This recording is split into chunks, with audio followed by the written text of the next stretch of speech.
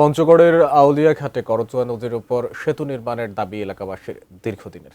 2022 সালে নৌকাডুবিতে 72 জনের মর্মান্তিক মৃত্যুর পর নেওয়া হয় দুটি সেতু নির্মাণের মেগা প্রকল্পের মেয়াদ পূর্ণ হলেও কাজ বাকি প্রায় অর্ধেক।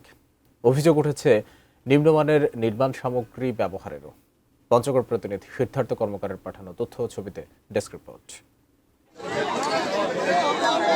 এই মারিয়া আউলিয়া ঘাটে নৌকা ডুবে নারী শিশু সহ 72 জনের প্রাণহানি ঘটে 2022 সালের 25 সেপ্টেম্বর।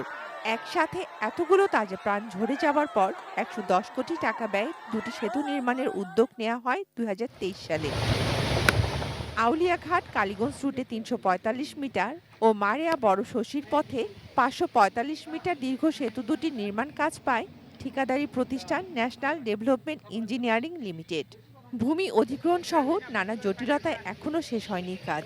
শুষ্ক মৌসুমে বাঁশের সাঁকো ও বর্ষায় নৌকায় ঝুঁকি নিয়েই আজও নদী পারাপার হচ্ছে মানুষ।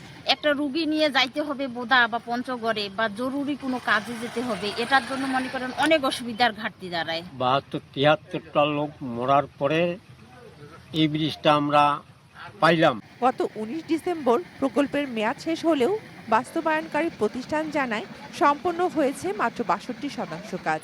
এলাকাবাসীর অভিযোগ কাজের অনিয়ম অসঙ্গতি নিয়েও। ঢাল সুরক্ষা ও পাইলিংয়ের কাজে লাগানো হচ্ছে পূর্বে ব্যবহৃত পাইলিং হেড।